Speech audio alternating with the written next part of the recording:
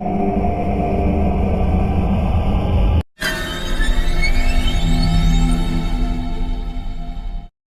दोस्तों, अगर आप हमारे चैनल हॉरिबल संडे से पहली बार जुड़े हैं तो आप हमारे चैनल को सब्सक्राइब कर लीजिए, जिससे आने वाली वीडियो आप तक सबसे पहले पहुंच सके। माँ होती तो ममता होती, ये कहते हुए मेनका ने कृतिका को शांत कराया। ये युवराज की सौतेली माँ है। जब युवराज 3 साल का था तो युवराज की माँ की मौत हो गई थी। राजवीर नहीं चाहते थे कि युवराज बिना माँ के साए में पले, इसलिए उन्होंने रुक्मणी से शादी की और मुझसे कहा कि युवराज को इस बात का कभी पता ना चले कि रुक्मणी उसकी सौतेली माँ है, क्योंकि राजवीर नहीं चाहते थे कि युवराज को अपनी माँ को खोने का दुख हो। सब अपनी बातों में लगे थे। तब बाबा ने कहा, जो होगा वो आज ही करना होगा, क्योंकि कल अमावस्या की रात है। इस रात भूत प्रेतों की शक्ति दोगुनी हो जाती है। उस शक्ति से लड़ना किसी के बस में नहीं होता। ये आत्मा अभी तक भटक रही है। इसका मतलब इसका शरीर यानी इसकी अस्थियां अभी भी मौजूद हैं। तब कृतिका ने कहा, बाबा, हम लोगों में से किसी को ये नहीं पता कि सिया की लाश को कहाँ दफन किया गया। जिसने इसे दफन किया था वो अब इस दुनिया में नहीं है। तब बाबा ने आंखें बंद की और थोड़ी देर तक मंत्र पढ़ने के बाद आंखें खोलने के साथ साथ उन्होंने कुछ भभूत ली और उसे हवन कुंड में डाल दिया। उसके बाद उन्होंने कहा कि वो अस्थियां यानी उसका शरीर इसी हवेली में मौजूद है। सब पूरी हवेली में इधर उधर फैल गए, लेकिन किसी को भी सिया की ना कोई अस्थियां मिली और ना ही उसकी कोई लाश। किसी को कुछ समझ नहीं आ रहा था। सब बाबा के पास आकर इकट्ठा हो गए। तभी कृतिका को याद आया कि ये पूरा माजरा उस कमरे के खुलने के बाद फैला था, यानी जो कुछ भी है उस कमरे में है। कृतिका और युवराज दौड़कर उस कमरे के पास पहुंच गए। कमरे का दरवाज़ा खुलते ही अचानक बादलों की कड़कड़ाहट सुनाई दी और तेज बारिश के साथ हवा ने अपना रुख बदला और एक बड़े तूफान में तब्दील हो गई। कमरे में एकदम अंधेरा था। वहाँ ज़्यादा सामान भी नहीं था। इसके बावजूद कृतिका और युवराज को वहाँ कुछ नहीं मिला। कृतिका हार कर वहाँ से वापस आने वाली थी। तभी उसकी नज़र कुछ चींटियों के झुंड पर पड़ी, जो एक अलमारी के पीछे की तरफ जा रही थी।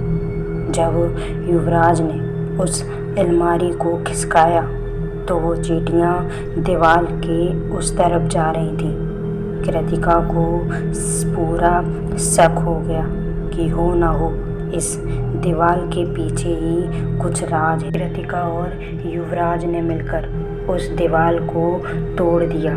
दीवार के टूटते ही उन दोनों ने जो देखा उनके पसीने छूट गए, क्योंकि सच में एक कंकाल उस दीवार के पीछे छिपाया गया था। कंकाल के निकलते ही सिया की चीखें हवेली के बाहर तक जाने लगी। सिया की आत्मा झटपटा रही थी और वो अभिमंत्रित धागों को तोड़ने की कोशिश कर रही थी। युवराज और कृतिका ने सिया के निकाली गई अस्थियों को बाबा के पास आकर रख दिया। बाबा ने कहा, हर वो चीज़ जो इस आत्मा से जुड़ी है उसे नष्ट करना होगा। याद रखना, कोई भी चीज़ छूटनी नहीं चाहिए। थोड़ी देर में वो हर चीज़ जो सिया से जुड़ी थी बाबा के सामने रख दी गई। सिया चीख चीख कर कह रही थी कि वो अपना बदला लेकर रहेगी। तब कृतिका ने कहा, तुम्हारे साथ जो हुआ वो गलत था। तुम्हारे गुनाहगारों को सज़ा कानून देगा। सिया चीख पड़ी, मैं युवराज को नहीं छोड़ सकती, मैं युवराज को लेके ही जाऊंगी। तभी बाबा ने कहा कि ये पहर बीतने से पहले इन सब वस्तुओं और इन अस्थियों में आग लगा दो। थोड़ी ही देर में सिया के शरीर में आग लगा दी गई। सिया चिल्ला चिल्ला कर कह रही थी कि वो अपना बदला लेने वापस आएगी। दूसरे दिन रुक्मणी और जसवंत को पुलिस ले गई। कृतिका भी हवेली छोड़कर जाने लगी।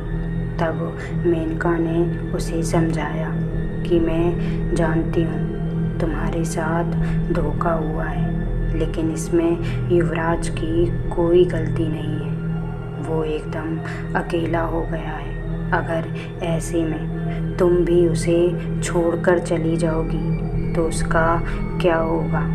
राजवीर भी कृतिका को समझाते हैं। कृतिका मान जाती है। सब लोग अच्छे से रहने लगे थे।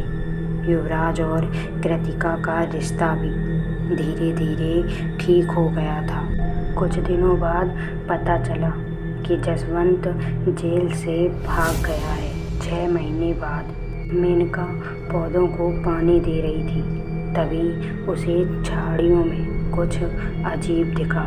जब उसने करीब जाकर देखा तो वो जसवंत की लाश पड़ी थी। मेनका की चीख सुनकर घर के सभी सदस्य बाहर आ गए। थोड़ी ही देर में पुलिस आ गई। कृतिका जसवंत की लाश को देखे जा रही थी। तभी अचानक एक पुलिसकर्मी ने आकर कहा कि 6 महीने पहले गिरफ्तार हुई रुक्मणी देवी की रहस्यमयी तरीके से मौत हो गई। जैसी करनी वैसी भरनी। ये कहते हुए मेनका हवेली के अंदर चली गई। धीरे धीरे सभी हवेली के अंदर चले गए। पुलिस जसवंत की लाश को ले जा चुकी थी, लेकिन कृतिका एक नज़र टकी लगाकर उसी तरफ देखे जा रही थी जिस तरफ पुलिस वाले जसवंत को ले गई थी। कृतिका ने अपने गले में पड़े मंगलसूत्र को देखा और एक रहस्यमयी हंसी के साथ अंदर चली गई।